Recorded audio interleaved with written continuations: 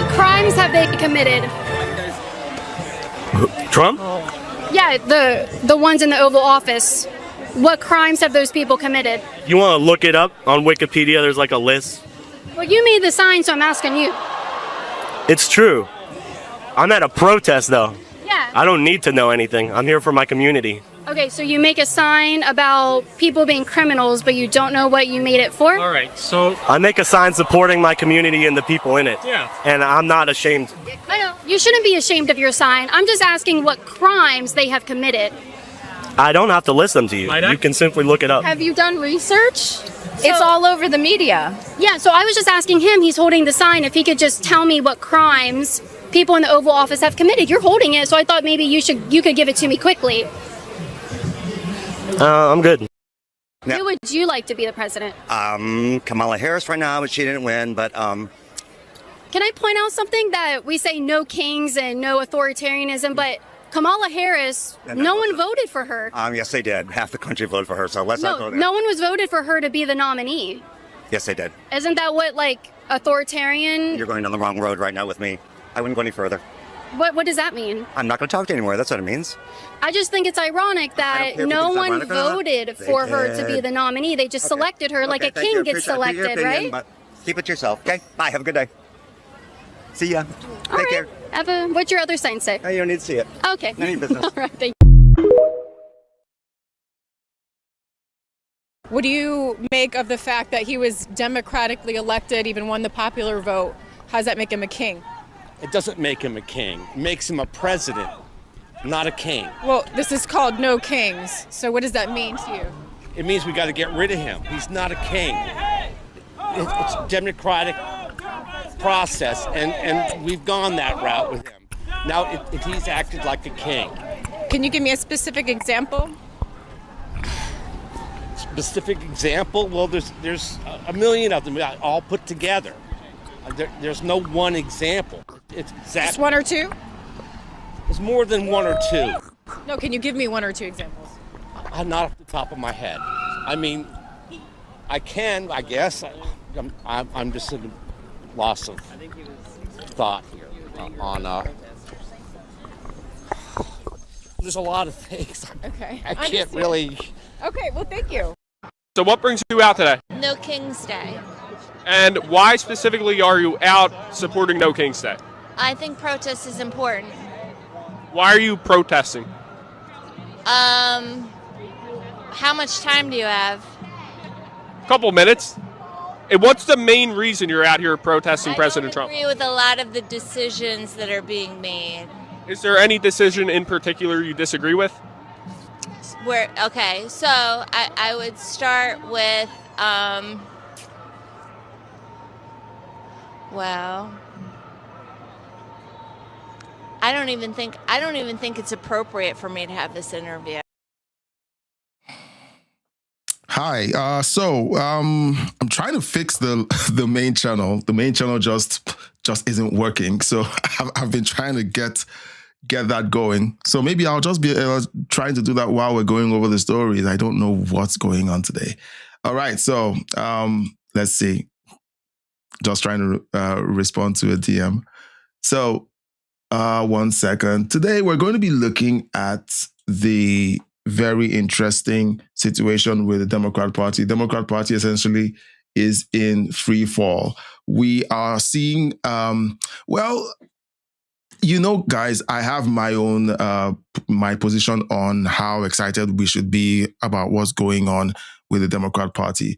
But looking at how the campaign with Graham Plattner has imploded and some of the craziness happening on their side, where there's essentially a civil war happening right now in the Democrat Party between the people who were pandering to the extremists and the extremists. The extremists are telling them, thank you for giving us the keys to the kingdom. Now we're going to kick you out. And we saw that with Hakeem Jeffries last week when the people celebrating the newly voted in, the people who won the primaries, who essentially are the socialists and communists in the Democrat Party, they told they pointed at Hakeem Jeffries and said to him, "You're next."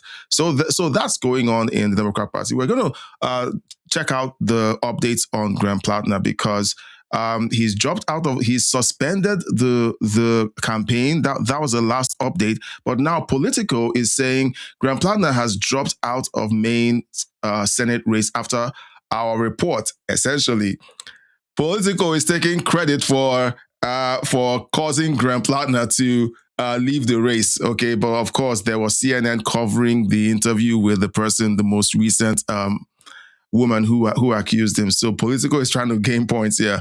They say that their reports of a new assault allegation against him, which he denies, set off a scramble amongst the Democrats. So let's watch this. We believe that for the movement to continue, it can't be me. We are suspending campaign operations. This is how Graham Plattner's momentous Senate campaign crumbled in the days after Politico's exclusive reporting. On July 6th, Politico reported that a woman who dated Plattner says he sexually assaulted her, which Plattner denies. Multiple other sources corroborated her account, and less than 15 minutes later, Plattner's campaign put out a video denying the allegations, but also stated, "We are taking the time to reflect on the best path forward." Within the hour, some of Plattner's biggest online supporters turned against him. I believe this accusation. I believe this allegation. And on the door of a church where Plattner was supposed to hold a town hall that evening, a sign was posted saying he was sick. By evening, elected Democrats were calling for him to drop out. Groups like Planned Parenthood rescinded their endorsement and their funding, while Democratic Party officials were discussing who could take Plattner's place. Before midnight, over a dozen senators had denounced Plattner. The next morning, New York City Mayor Zoran Mamdani called for Plattner to drop out. A majority of Democratic senators echoed that call hours later, including one of Plattner's staunchest defenders, Bernie Sanders. By now, Plattner's campaign had canceled many of its online ads and all of its upcoming fundraisers. His campaign events page had gone blank. Still, Plattner was radio silent. Later that night, the Maine Democratic Party claimed Plattner's team was attempting to meddle in the replacement process. Unfortunately, Graham Plattner's team has repeatedly reached out to us in an attempt to put their thumb on the scale of what this process looks like. Plattner's campaign later acknowledged they had reached out to the state party to discuss the process of him dropping out. After days of waiting, Plattner announced he was ending his campaign. We are suspending campaign operations. We are going to lose all of the things that any campaign needs on the basic level. We're not doing it because of the allegations. We're doing it because of the structures that are being taken away from us by those in power. Oh no, it's not because I was caught being a naughty boy. It's the next thing you're gonna hear is the Jews. Okay, Gardening says would love to see who they chose or who they choose to take his place now. Well, we're going to be very interested in that. Well, during this roller coaster of a month, we saw the Democrat Party essentially bend over backwards to pretend that one of their candidates having a Nazi tattoo was not a problem. And they essentially ignored all the other allegations. You had Rouhana, we are going after the Epstein class. MAGA is the Epstein class. And then you have a literal Nazi serial offender having these women trot out to say, look, this person is a horrible person. And he kept mealy-mouthing about it. It's the lack of consistency that we've been talking about for a long time. Now, President Trump was asked about this situation on Air Force One.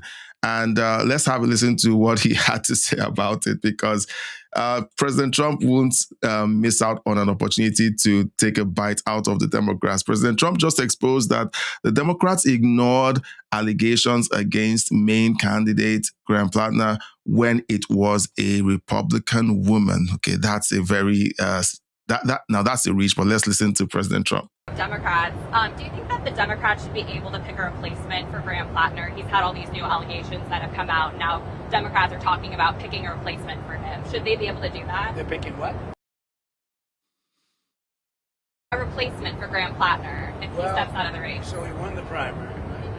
And now there's these new allegations. It's very hard for them to do. And it's really a question of whether or not you believe the woman. A lot of people say big falsehoods. It's he's in a bind. He's in a bind. But should they be able to do it? Well, I guess he's going to lose. I would imagine he's going to lose. It's very interesting when a Republican woman came out with the same charge, nobody believed her. When this woman came out, everybody believed her, right, Doug? Did you get any pictures of it, Doug?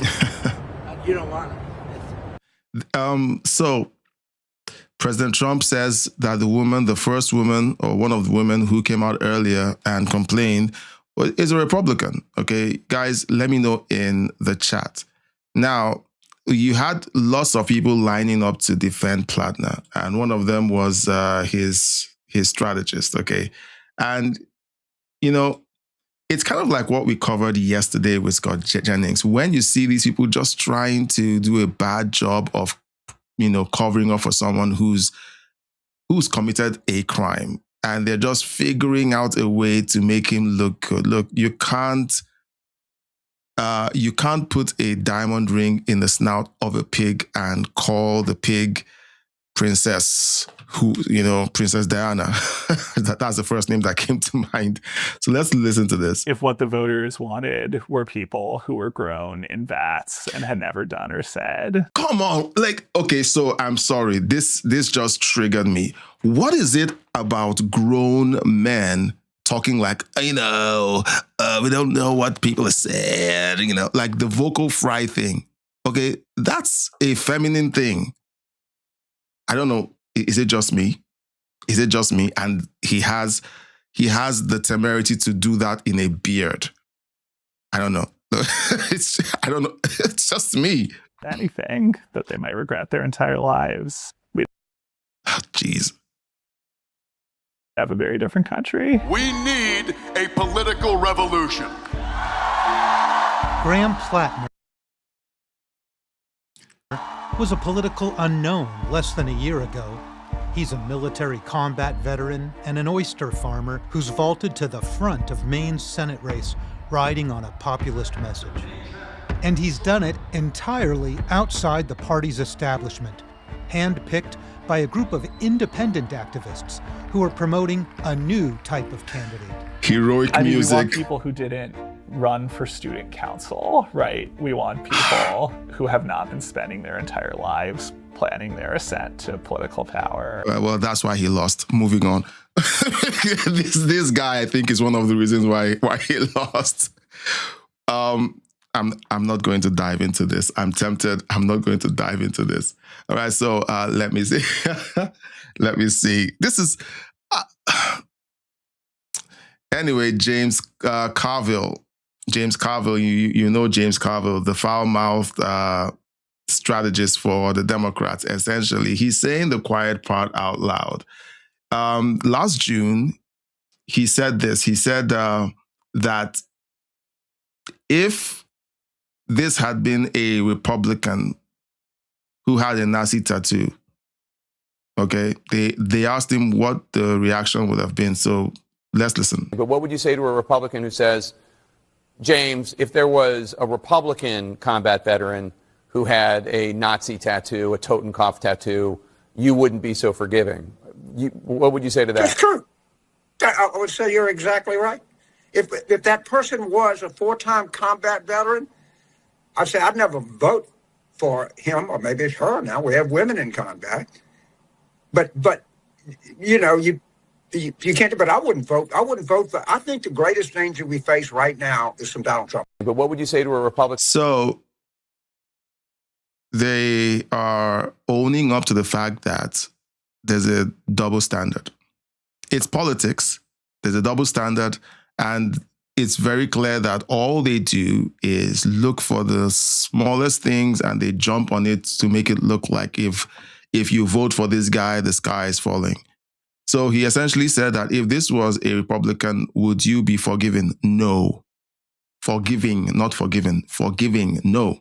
But the Democrats, you'll find every excuse in the book for why that tattoo. No, he fell down and got up and found the tattoo on his chest. That's essentially what That's essentially what he's claiming. I think this is CNN. All right, so CNN, TDSBC.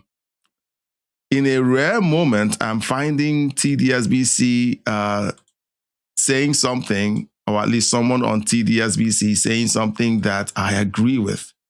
All right? Taking a step back, anyone with half a brain could have seen this thing coming. Okay, this was a car accident waiting to happen. How many pieces of evidence did we need to understand that Graham Plattner should not be the Democratic nominee in this U.S. Senate race? Okay, how was the Nazi tattoo not enough? How was the fabrication of his biography not enough?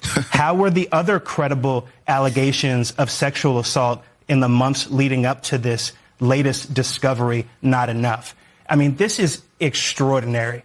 Taking a step back. This is not extraordinary. The Democrats have been doing this for years. Remember the AG, the current AG of Virginia, during his election, it came out that he had said that it would be preferred for his opponent to watch his children be murdered, so that he would learn how to vote differently on issues. And every Democrat who was approached to ask, to find who was approached. I'm sorry, guys. I'm a bit flustered because I spent the whole day preparing for this show, and suddenly one of the channels breaks, and I don't know why. It just broke. So we're live streaming on one channel right now. We're live streaming on the live stream channel. The main channel is dark right now. I'm sad about it, but the show must go on. So everyone knew that this was a bad situation. Everyone called it out, but the Democrats said, hey, this guy having a Nazi tattoo, there's every excuse, there's every excuse. He said it was a mistake. He said it was at a different time in his life. It was all about this and the other. They made every excuse in the book. All right. So, guys, let's jump into the chat, okay? Because I got into the show distracted, and I didn't do what I should do and say hi to the chat. So first off, Gardening, you are here in the chat tonight. We're glad to see you. We missed you yesterday, but we're glad you're here. And Intergalactic Wrangler, good to see you in the chat. Now, let's see. Gardening says another non-election selection is what we're looking at. Well, the Democrats are going to do what they do. And they're going to expect everyone in the Democrat Party and every Democrat to go along with it. Why? Just like James Carville just said, it's all about Trump. Trump is the danger. Don't mind the fact that we're bending the rules in order to get our preferred candidates in. We're subverting the democratic process within the Democrat Party in order to get the person we want. We're appointing people. We're no longer voting for people. Don't look at that. It's all necessary because Trump. And that's a communist strategy. That's a communist methodology. I think it was a few days ago, a few streams ago, where I talked about the communist strategy of flooding the streets with crime and then stepping in to clean up the crime and taking away the freedoms of the people. But they caused the crime. They caused it. But what did they do instead? They turned around and said, hey, this crime is bad. Okay, guys, if you want us to deal with the crime, you have to give up some of your freedoms. And the people who really want the crime to stop say, okay, yeah, go ahead and take the freedoms. So this is what we've been calling out for a long time. Intergalactic Wrangler says he definitely sounds feminine. I don't want to be that guy. I don't want to be that guy. But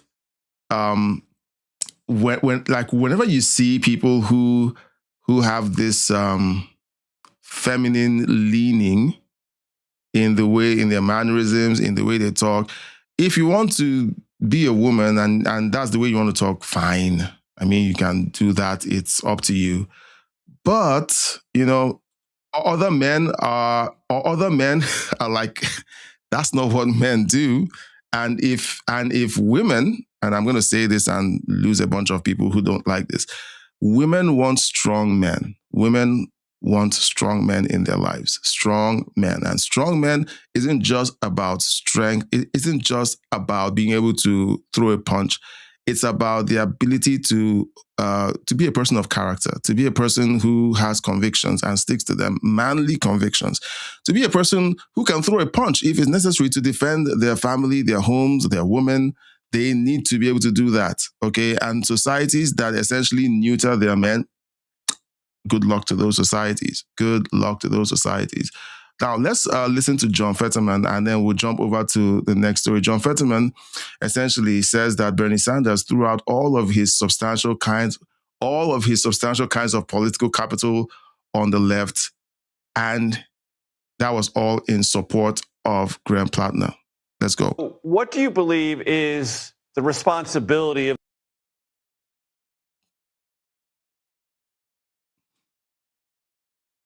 those progressives within your party, Senator Fetterman, who stood by Plattner for week upon week upon week upon week? Do they have to explain something? Do they have to apologize? And if they do, who do they explain it to and who do they apologize to?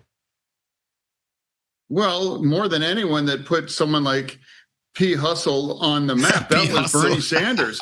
He threw out all his substantial kinds of political capital, you know, on the left, and he described him, he is the next best thing coming.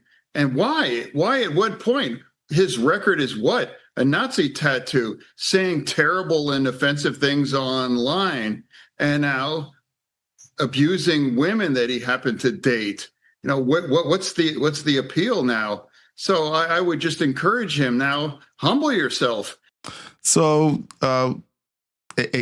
again, the obvious being said, but Democrats ignore John Fetterman because they see him as a traitor, because he says common sense things, okay? He's still a Democrat. He still pushes some policies that we don't essentially smile upon, but he's at least speaking some common sense. Intergalactic Wrangler says he sounds like he also wants a strong man. I'm not going there with you. I'm not going there with you. All right. We need to keep the channel monetized. All right. Okay, so let's jump over to the next story. All right. Let's see. TDS is still alive and well. You know, I keep saying that I don't expect people on the left to come to their senses and say, oh my goodness, you know, now I see the light, I was wrong. And here's a conversation between Piers Morgan and I don't know who this guy is, Tim Miller. And essentially, you know, this is the sort of conversation most of us have been having with people who vote for Democrats.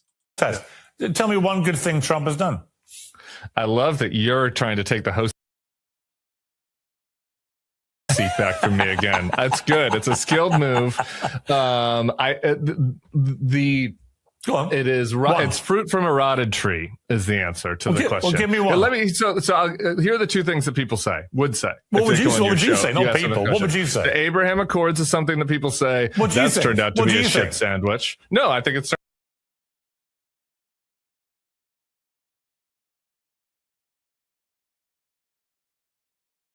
I think everything has turned out to be a shit sandwich. So I think what do you think he's done that's been good?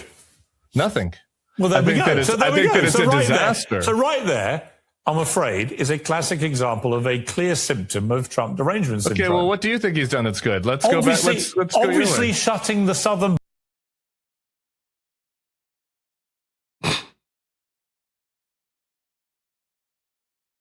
Okay, sorry. I did promise to try and fix this. I tried. I turned off a bunch of things. It's still happening. So sorry, guys. This is happening yet again. Border to stop. Okay, great. Let's people. debate that. But I think that's totally wrong. America is a free country. You're an immigrant. Honestly, I'm not sure if you're so happy about his border policies, why you think that your show should be allowed to be played on YouTube in this country. Because I I applied at like legal people do. Okay, we're sending people away. I applied to be a legal worker in the United States. So did the Haitians. I applied for a visa. Right? So did the Haitians. No. Haitians that have TPS. They did the same thing. Why would you We're be sending them comfortable? back. No. Why don't we should send you back too. Why would you? I'm here legally when I work in America. So are the Haitians. No. So are the Haitians that got temporary protected status. We're sending them all back. Why do you think I disagree with you? Well, because you just said that his immigration policy was the thing that you think that I he's said done well. stopping millions of people coming over the southern border illegally without going through any process was wrong. It happened under Biden to catastrophic levels. I think Trump closing down the southern border to that extraordinary tidal wave of illegal It was already immigrants solved before he came in. It wasn't already solved. But why can't you just give him credit for doing that? Because I'll tell you why. As a fair critique of Biden, I agree with your critique of Biden. The Biden policy got out of hand. Much too late. This is a political criticism of him. Biden went to the Congress and tried to come up with a solution. Trump scuttled that solution, and then he did it via executive order. Okay, so this clown, okay, he's a clown. I don't want to call him anything but that. Meanwhile, JM, welcome to the stream. Good to see you. The band is back together. So here's this guy, Tim Miller, doing what most Democrats who have been brainwashed into hating Trump, into believing that MAGA is an extremist, dangerous movement. You look at something as cut and dry as the southern border. Joe Biden and his administration did their level best to keep that border open. Everyone kept asking, why don't you shut down the border? The excuse they kept giving was they need an act of Congress. President Trump came in on day one and signed an executive order shutting down the border, and the border was closed. I think last month, net zero crossings, net zero illegal crossings at the border. Biden's administration actively ripped up sections of the border in order to let more immigrants come in with the excuse that, oh my, look at them, the river might drown a few of them. Why don't we just open up the border and let more of them attempt a dangerous crossing across the river? So people like him are the kind of people that kept Graham Plattner in the race because Graham Plattner believed that he was going to win. Now, let's take a detour. All right, let's take a detour.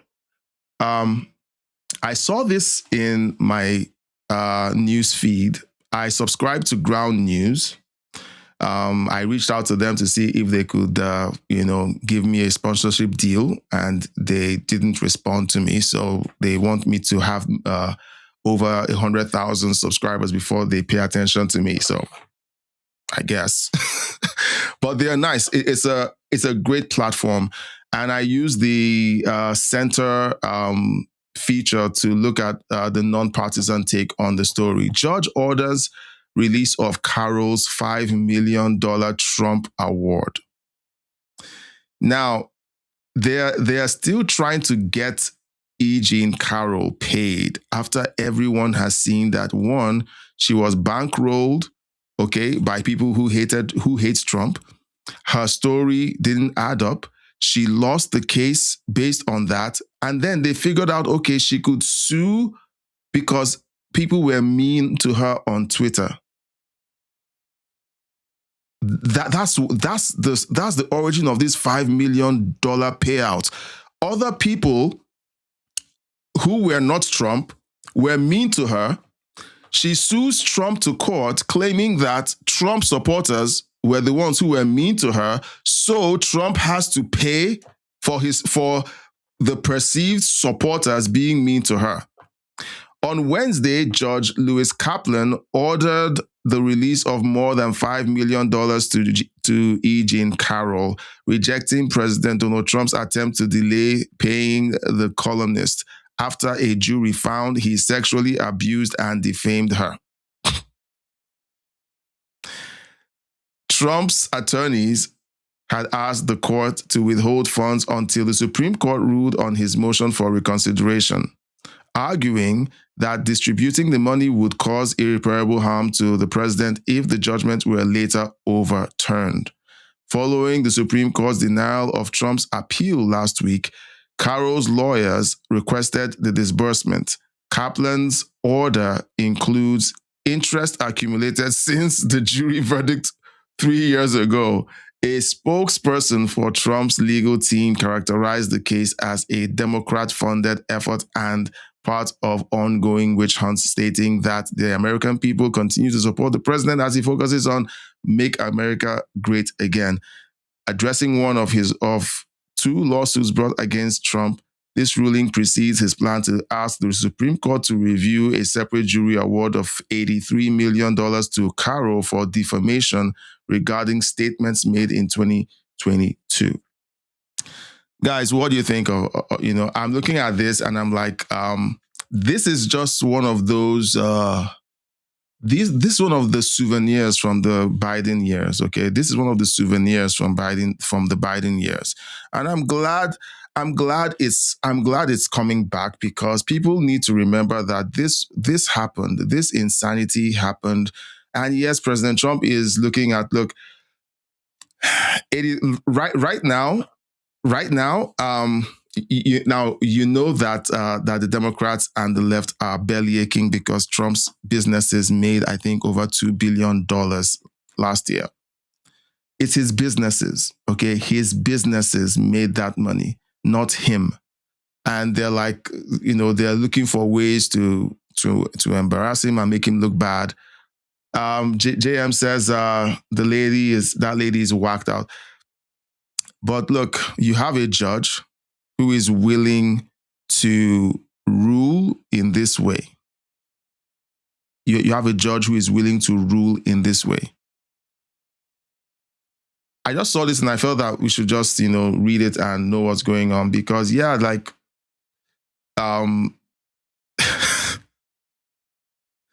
guy, let's move on.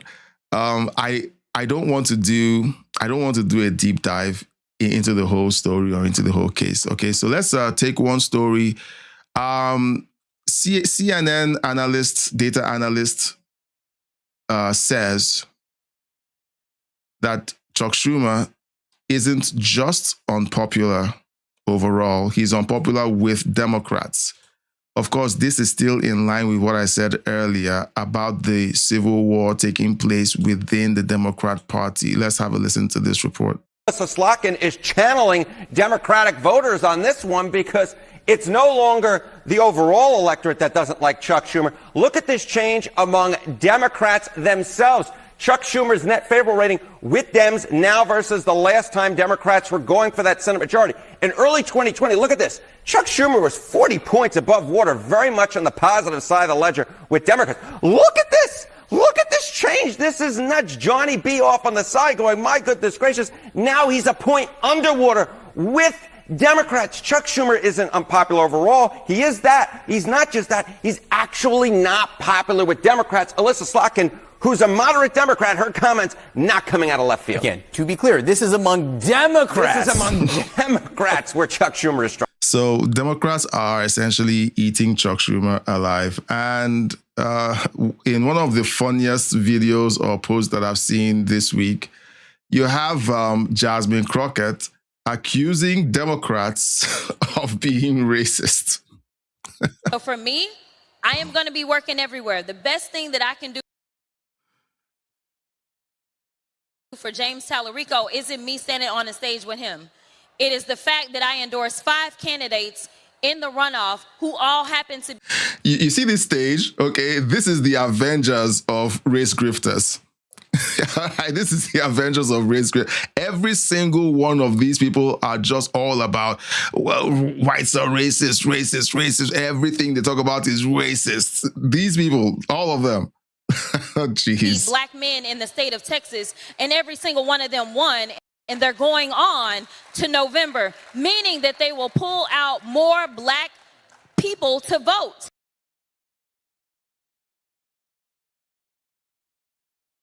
People keep trying to say, well, Jasmine has to go and hold his hand. No, I don't. And don't worry about my math and how it works in my mind. Because the reality is that if you can give people more than one thing to vote for, then you have a better chance of getting them out to the polls.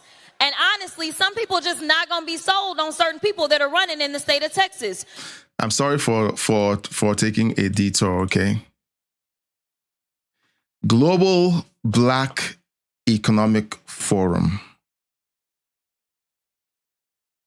Can someone tell me in the chat what would happen tomorrow if there was a conference that said Global White Economic Forum?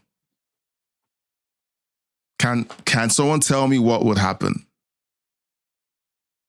Because I find this disturbing. I find it disturbing because this is one of the reasons why Black people continue to remain behind. The segregation that exists in their head. Black people don't create products for everyone.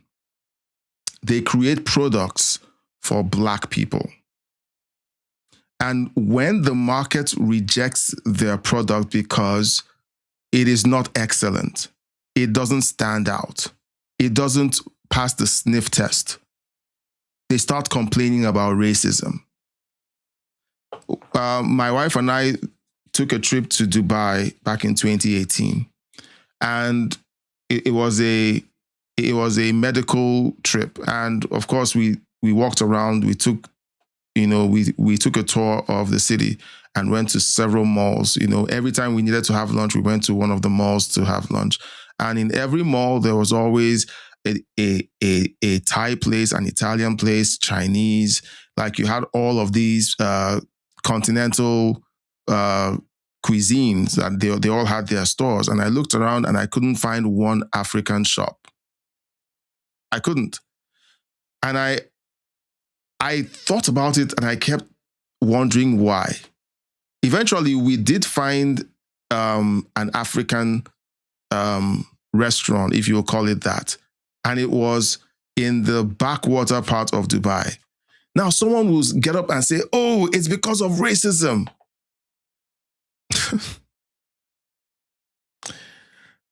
I disagree.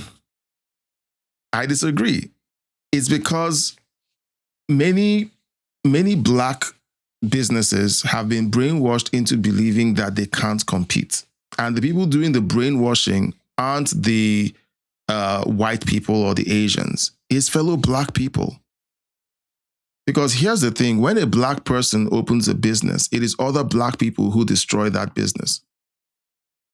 If they were to package the product and sell it at the price that would keep that business going, every Black person that walks in there will say, this is too expensive. Can't you give me a discount? Oh, we're Black. You should give us a discount because we're Black. And they would run that business into the ground. That Black person who owns that Black business would hire other Black people, and those Black people will steal from him. That's what happens in our community. So I see this Global Black Economic Forum. You see the race grifters. Every single one of them is a race grifter. They're talking about the economy. None of them has grown $1 billion business.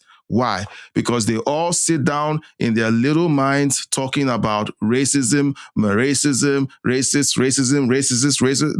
That's all they think about. They can't create anything that would sell outside of that cocoon that they've created, where everyone in there is brainwashed into believing that they can't get anything good in life because of racism.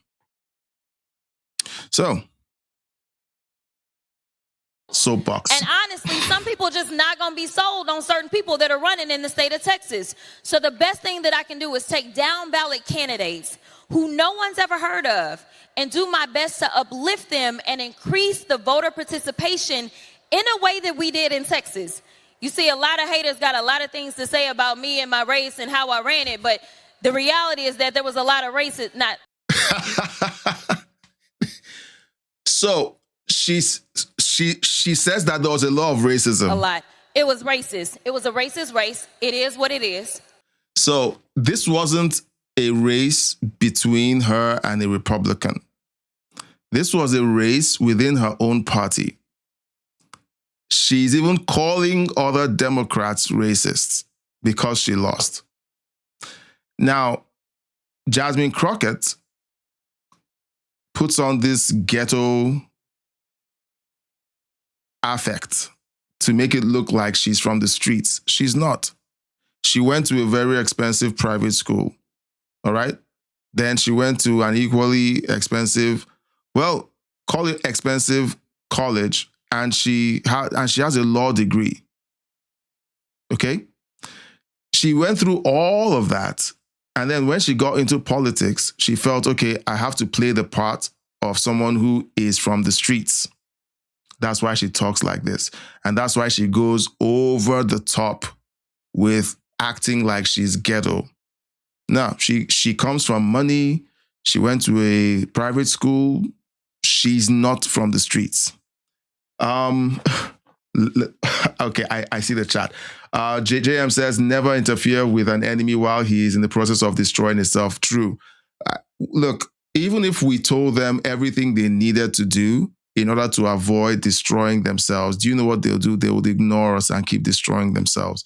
JM says, like our Sharpton, look at all the stores being burnt down by Antifa during BLM riots. Many of those businesses were owned by Black people and other minorities. Black people destroy more Black businesses than anyone else in the world. Believe me, Black people, Black patrons, if you had a Black bank, that Black bank will go out of business within a year because Black people will not pay back the loans that they borrowed. Because if you come to me to try to collect on the loan you gave me and you're Black, okay, I'm going to tell the whole community that you're evil and wicked. In fact, I'm going to tell you that you're an Uncle Tom. You don't know how to take care of your own people. Oh, you're treating your own people like this? Is this how you treat your own people? That's what Black people do.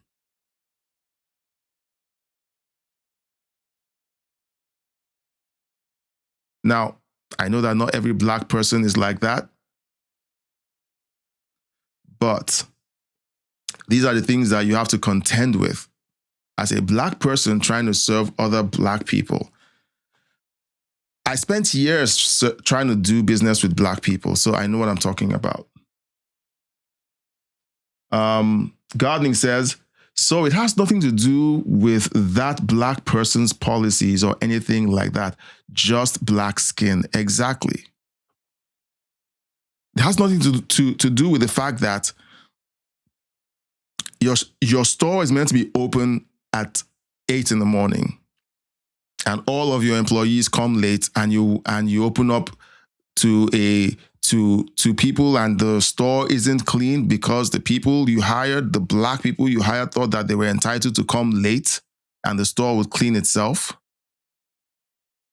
Or the people who were supposed to be, preparing the product or the food decided that they weren't in the mood to put in the effort and then the quality drops. It's always about Black skin. And then there's this thing that irks me, Black excellence. Black excellence. Who invented that nonsense? If it's excellent, it's excellent. It doesn't have to be Black excellence.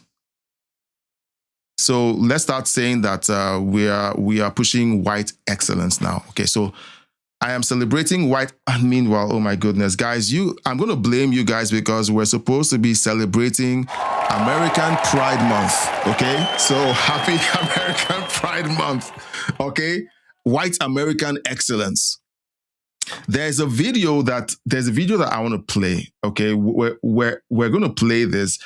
Victim mentality is a form of slavery, to be honest. Okay. I'm going to play this video. I lined it up. Hold on, I need to find it. I lined it up today, and I don't know if you've seen this video. Okay. I'm going to play this one. I wanted to play another one, but I'm going to play this one instead. Okay, then maybe tomorrow I play the other one. This was the one I wanted to play tomorrow, but I want to play this, okay, because this here, like it got my blood boiling or pumping, or and guys, I'm not American. So if you're American and you're watching, this is for you. Watch that vile commie mayor sit on the wrong side of our... Hang on. I need to go back. We all had to sit and watch that vile commie mayor sit on the wrong side of our founding fathers' desks to try and lecture us about our own history. Notice how the communist always attacks your history. The communist must attack your history. Why? Because history is what anchors you. It's what makes us attached to something. Nostalgia is a hell of a drug. History breeds an almost irrational attachment to things, an attachment that is more powerful than anyone can imagine. Erasing history is how you demoralize people, how you unmoor them and detach them from their society so you can take it from them and rewrite it in your image. Think of your country like a home. What makes your home special? It's not the marble countertops or the expensive furniture or the fancy appliances. It's the memories you have there. That backyard is where we got married. That living room rug is where our son took his first step. Hey, don't touch that. That was his first teddy bear. It doesn't matter how torn and tattered that thing is. You will never get rid of it. And you will fight anyone who tries to take it away. Why? Because you have history with it. You ever buy a new home? Remember those first few months? Even the first few years there, it doesn't feel like home. It could be a million times nicer than the crappy apartment you came from, but it doesn't feel like home for a long time because you don't have history there. It's easy to knock down some walls, change the floor plan. If you have no memories to attach you to it, it's just wood and drywall. Who cares? Get rid of it. Memories make it a home, even the bad ones. Hey, remember when Dad hit his head on the rafter in the attic and we spent all night in the ER? That's the avocado tree I fell out of and broke my first bone. Isn't it weird how even the bad memories make us cherish a place? It's not like we long for those bad times, but bad times are part of what makes us stronger, a part of what makes us who we are. How can you resent those memories without fundamentally resenting who you are? History is so important to humans that even bad memories anchor us to our home. And that's what the communist always starts with, the bad memories. Oh, we can get rid of that little story. We can knock down that statue. We can change the name of that street. That's a bad memory from our history. You don't want that memory hanging around. You're not a bigot, right? And slowly but surely, this wall comes down, then that wall gets sledgehammered. The rafter where Dad hit his head, that's gone. The rug where your son took his first step, that's gone.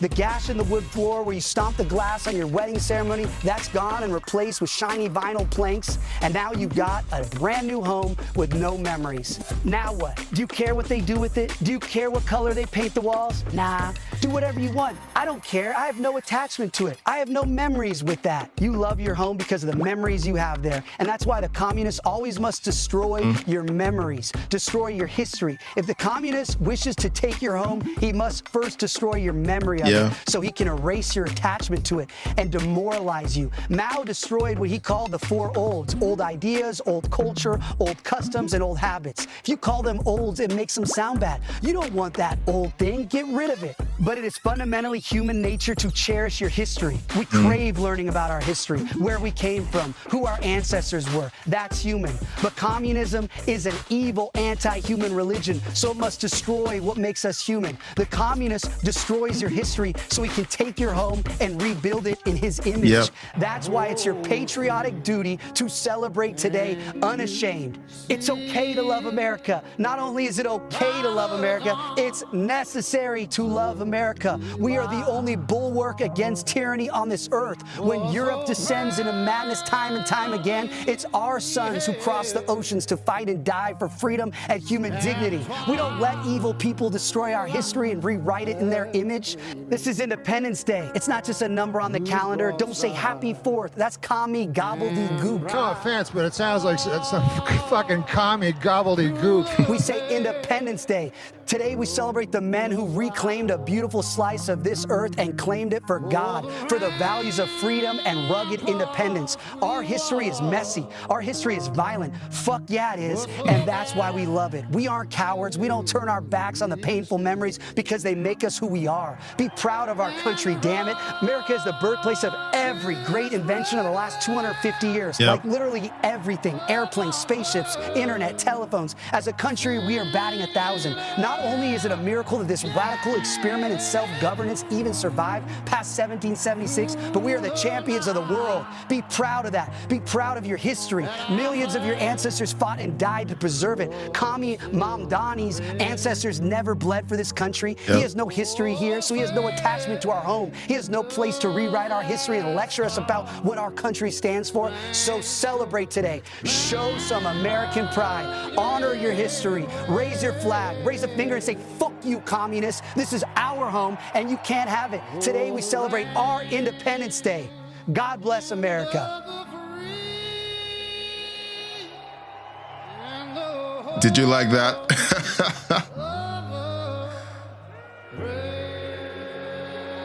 Yeah. Yeah. Guys, Spencer Pratt is great. All right. He is, it's too bad that he can't run for president or VP. Okay. There's a long line before it gets to him. Okay. But this guy, oh boy. Well, JM says communist and the evil agenda behind it must be destroyed. Intergalactic Wrangler says agreed. Hulkamania. Look, I remember watching WrestleMania as a kid. Okay. Like that. Oh, geez. Anyway, let's keep going. Gardner says this man is going to help save America. He speaks to people instead of all that Jeffries and other Dems talking. Yeah, like he's got something, and hopefully he's going to be around for a long time. JM says, let me tell you something, brother. Let me tell you something, brother. Hulkamania will run the new communists. It's crazy, guys. It's crazy. Okay, guys, let's just jump into our. Okay, hold on. I need to make some room. I need to make some room. Okay. So yesterday.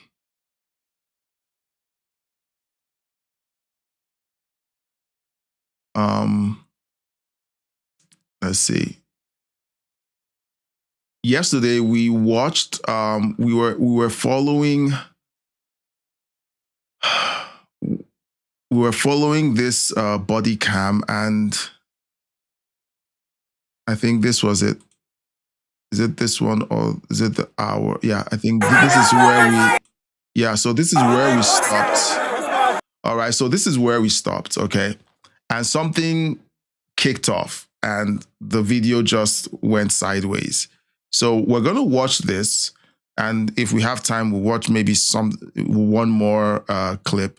We're playing the game Find the Insurrection. So let's identify all of the times where the Democrats were right, mainstream media were correct. These were violent, rabid rioters who attacked the police. Okay, they attacked the police, no provocation. Now, remember, before we got to this point, there was tear gas everywhere. Okay, there was tear gas everywhere. people couldn't see, and then the police decided that they were going to essentially keep people outside in the open with the tear gas. So let's keep watching. Nobody else got theirs out. Okay.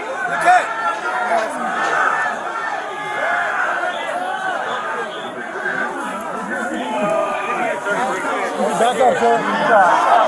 It's not us.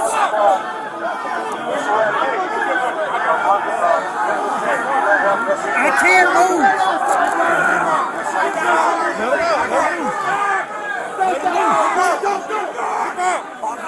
I can't. I can't move. I can't move. I can't move. Turn around. Move back. Move back.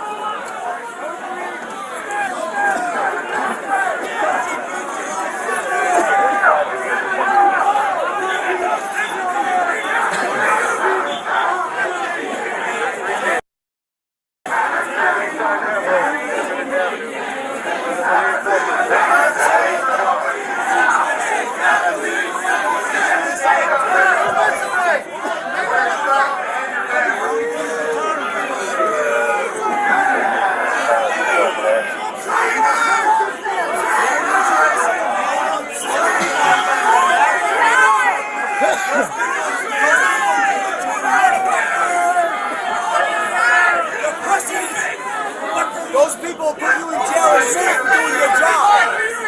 We're your friends.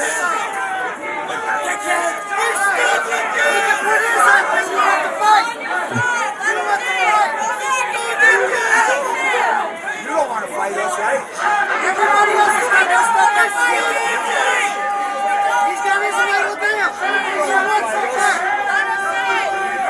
We stand behind you. You want to fight your friends? You don't want to fight your friends, do you? Had y'all's back. And this is what you do to us. You all summer long. All we want to do is go in and we stand behind you guys. You step out of line, those Democrats are going to lock you all up. They're going to lock you all up. You go out to protect and serve, and if some criminal hurts you, those Democrats are not going to back you up. Yeah, and that's true. And you take that. Come on, man. This isn't what the fuck we stand for. You guys step out of line with these Democrats, they're going to crucify you. We stand behind you. And why are you standing like that? To us. Exactly. It's not a good idea because you're not at the end of the day, you're going to have no friends. All these people here. Common sense. Use common sense. Because that's what these liberals don't do. They don't have common sense. Have common sense. Look at all these people who stood behind you all summer long. All these people back to beige. All of us back to beige. All of us back to guys. Every one of us back to guys all summer long. And those people will put you in a jail.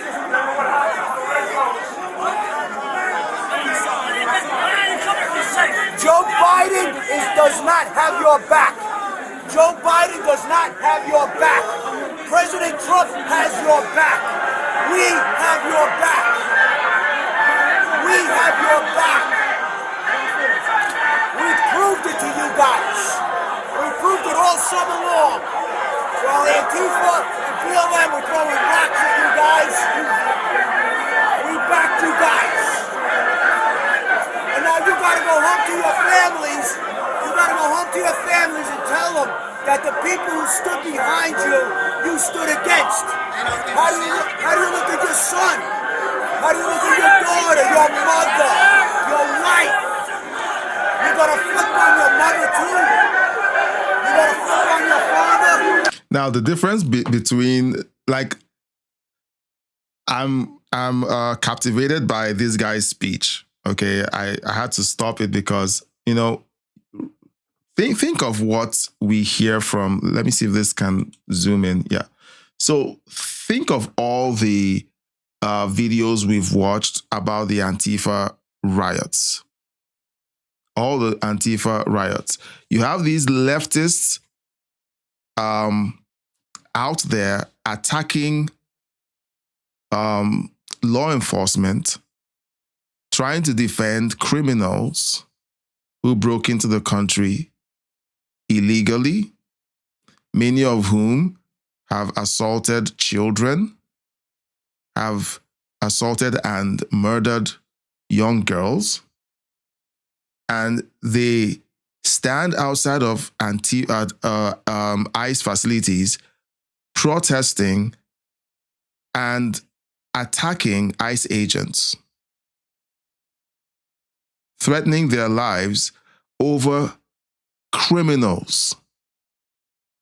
This guy has been talking about citizens, people who have supported law enforcement, who defended them when the summer of love was taking place and Antifa was attacking law enforcement. These people said that they supported law enforcement, and now law enforcement is being used against them. This man is speaking the truth. And I think at some point during this engagement, the police essentially I don't know what happened, but we skipped forward. The video was choppy and we missed the moment where something changed. So I'm playing this through so that we can find that point where something changed and figure out why something changed at that point.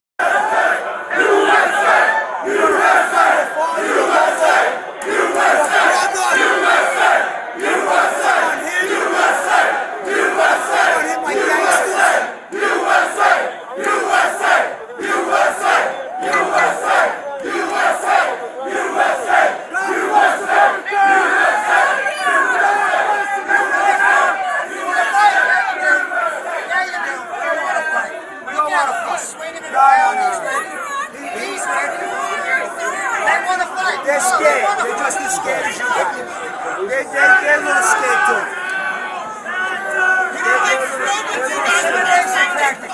We understand you're outnumbered and some people are crazy, but they're not. You understand? We want to do the right thing because we like you. Why don't you show and put it away so we're comfortable? We're not charging you. I'm here before them. I'm here before them, before you. I'm here for you. To stop that.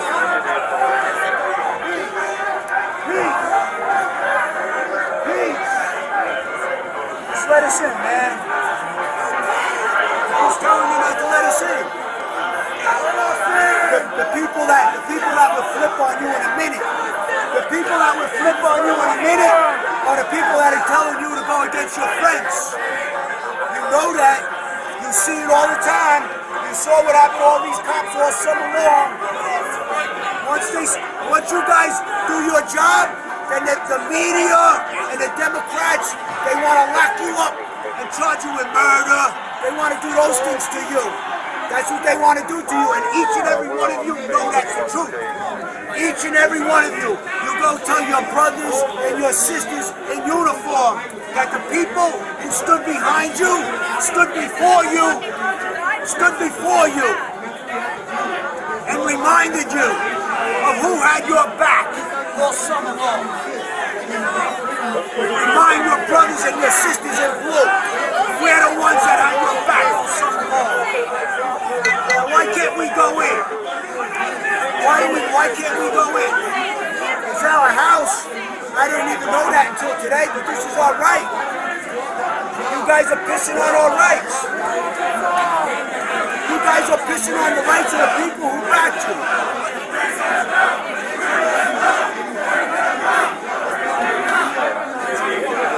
See, we're with you. We're with you.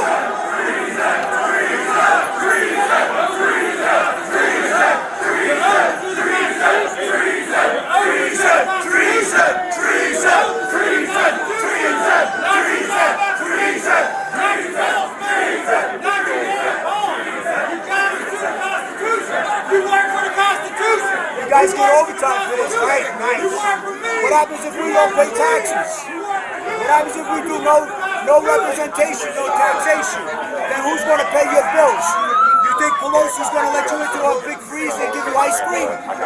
No. You ain't going to get nothing. And then all these people who are your friends, all of a sudden, you're not so sure that you're worthy of our friendship. Right or wrong?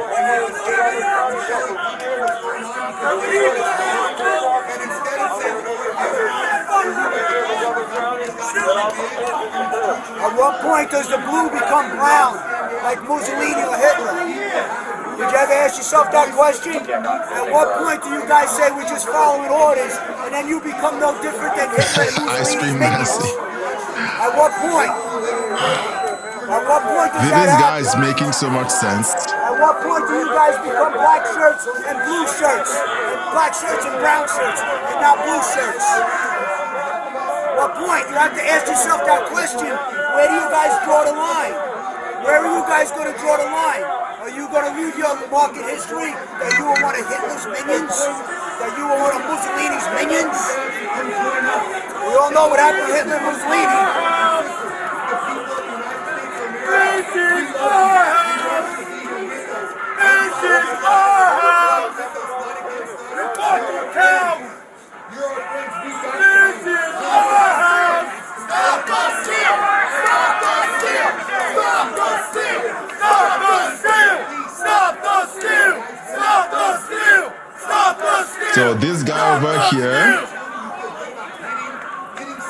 this guy with a tattoo on his head, he looks like he's ready to fight. This is our house! This is our house! It's true because even in the trials, that use of just following orders wasn't enough to spare many of them from the death penalty. You guys really think all these people are going to go away eventually? They're not. All these people are not going away eventually. This is our house!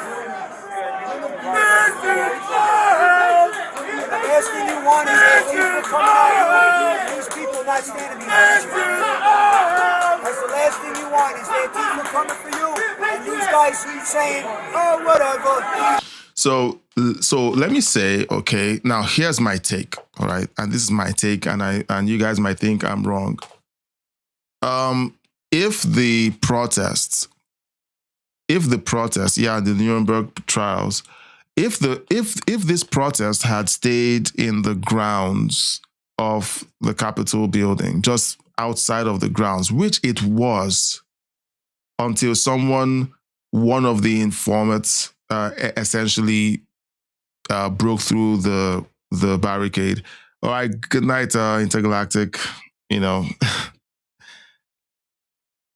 I'm thinking that that eventually we're going to start doing it earlier because I'm sad to see that it's really late for a lot of us. So maybe soon we'll start talking about moving this to be earlier. So we'll talk about it. So back to this. Whenever I look at this, it's more like if this had happened on the outside and it had stayed on the outside, all right, it wouldn't have been a huge issue. But the agitators essentially forced the protest to be taken indoors. The Capitol Police fired on the crowd and essentially created that turmoil that forced a bunch of them to want to go in. So at this point, it's like things were fine if they had stayed outside. But then again, we wouldn't have seen how far the Democrats and the rhinos were willing to go to make it look like Trump caused an insurrection. That word still makes me laugh because it doesn't make any sense, okay, the way it's being used for these guys. Say, you know what? You didn't stand behind us. Like I said, this guy in the corner there is spoiling for a fight. And these guys gotta go home to your families and say that we God fake ass police. God bless the real ones. God your fake ass police. So that that guy, he's spoiling for a fight. I can only control myself. There's some of them that aren't so wound up here, you know what I mean? And if they get crazy, I'm getting out of the way. So here we go. Move back! Move back! So this is where it popped off. There were people pushing in, and that's where it started. I told you guys, I told you, man. Move back! I told you. Move back!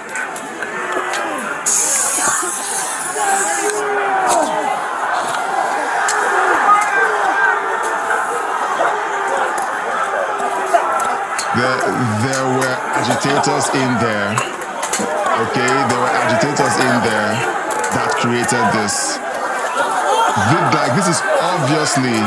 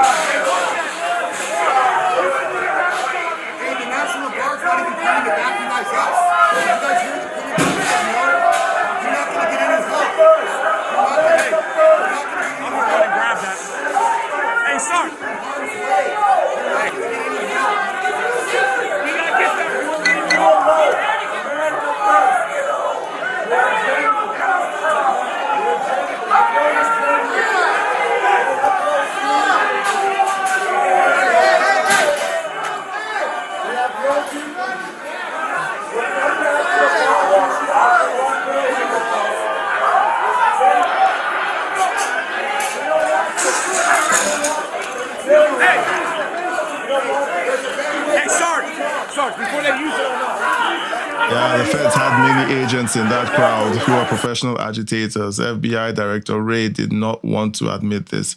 My question is, okay, this is almost up.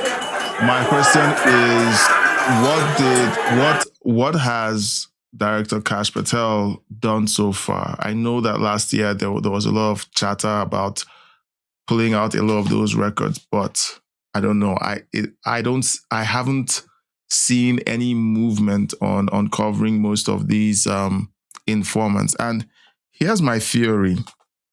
Here's my theory. I don't think it's going to be good for them to expose the FBI informants who were involved with January 6th, because they need these informants for other cases. And if informants hear that FBI throws informants under the bus, they're going to lose a lot of the informants. That's my speculation. It's pure speculation, but I think that the reason why we haven't heard anything, about Mr. Epps and other people who were in the crowd is because of this. So that's just me.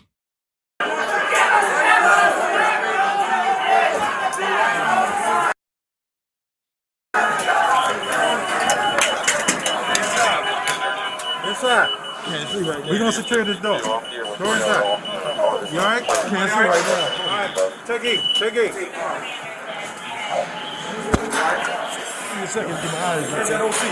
All right. So he got some. He got some bear spray in his eye.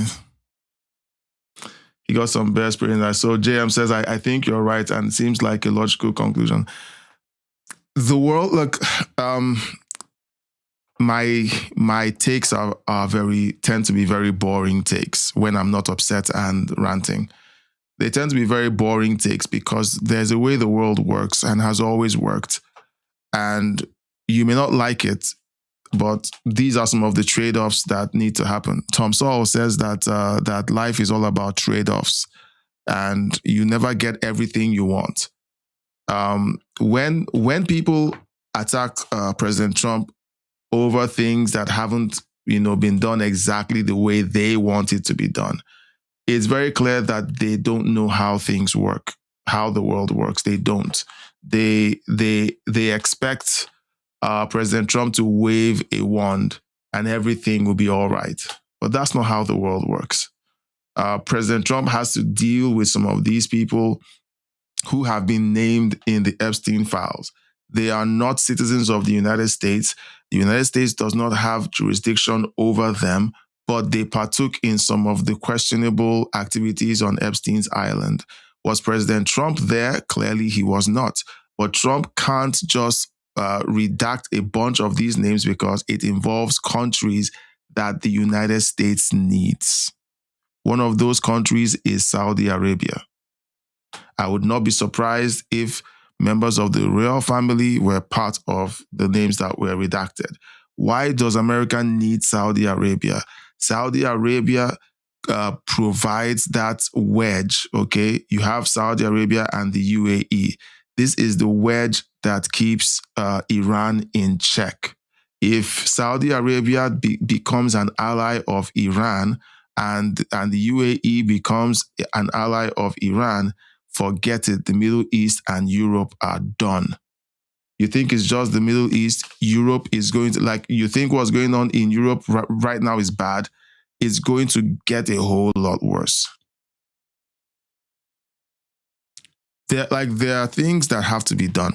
And people will say, well, you're speculating or you're coping because Trump is not, he's not performing. Like we heard that clown earlier talk about the Abraham Accords, that it's a shit show. The Abraham Accords created the current alliance that Trump is using to deal with Iran. That is all from the Abraham Accords. You have Saudi Arabia, you have Kuwait, you have Iraq, you have the UAE. All of them have lined up and they are all allied with the United States on trade. And it's all hedged on how they treat Israel. Because Israel is the strongest ally that the United States has in the Middle East. Happens to be surrounded by countries that are Islamist. So when people talk about some of these things, I'm like, I would like for Trump to wave a wand and everything that we want happens. Okay, 10 million undocumented kicked out of the country. I would like for that to happen at the wave of a wand. But that's not how things work. It's boring, but that's how the world works. It's 18 minutes past the hour. And I think now, what do you think of this video? So my conclusion is, of course, we did see the surge. And I said that them trying to get into the building was part of the issue because it was just a trap. Like people have said over the years that this was a trap. And everyone that walked into that building essentially walked into a trap. And their lives were just ruined because of that. Yeah, so all right, we're going to have to stop here. I'm actually feeling quite tired, and tired for several reasons. I'm tired because it's been a long day, but secondly, I got a bit demoralized because we couldn't go live on the main channel. The main channel has been quite the draw for a lot of us. Like, I think JM, you came in through the main channel, I think. A lot of people came in through the main channel. I've been thinking of of stopping the live streams on the main channel for several reasons. One, I think the YouTube algorithm is diluting the push of either channel. So if we could have 400 people on the live stream, YouTube is splitting the traffic between the two channels, because when we live stream, we have the same thumbnail, title, and content.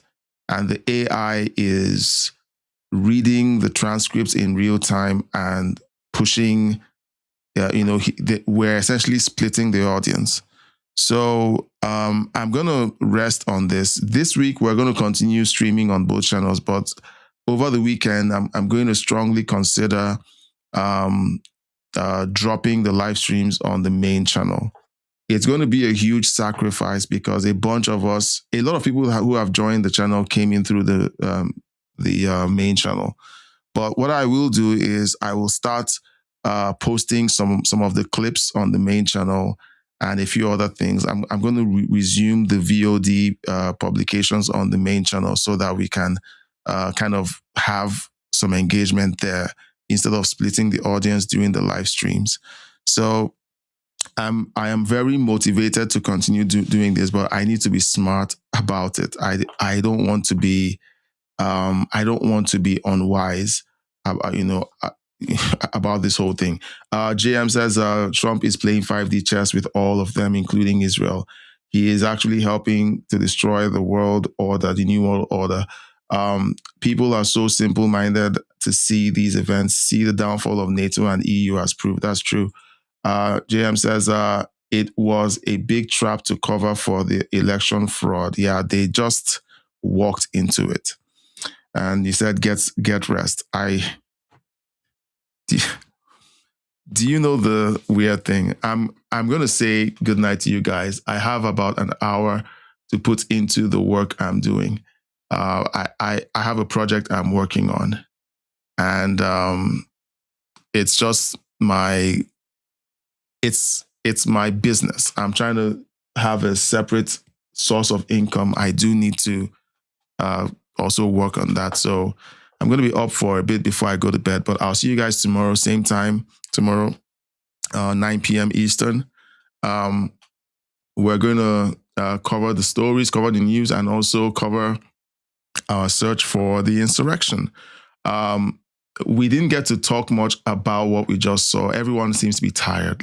So we're going to be calling it a night. We'll see you tomorrow. And hope you guys get some rest. Okay? Love you guys. God bless you. Catch you on the next one. I didn't do the usual thing of doing the roll call. So I'm going to do it. Okay? I'm going to do it. I'm going to do it because I do like to appreciate all of you. Gardening, thank you. As always, Intergalactic Wrangler, he's asleep by now. But I'm going to say thank you anyway. And then we have JM2 21999. And then the lurkers. Okay. Everyone who has dipped in and dipped out, you guys rock. We are going to... I was like, sometimes you're so tired, like, I'm just going to leave. But no, I'm going to do the needful, okay? You guys are amazing. Thank you so much for your support. Simply showing up and hanging out and chatting keeps me going, all right? And I want to let you know that you guys are a blessing. No matter what happens, I love you guys. You guys are amazing. Yeah. Thank you, guys. So see you guys tomorrow, same time tomorrow, 9 p.m. Eastern. Catch you on the next one. Bye-bye.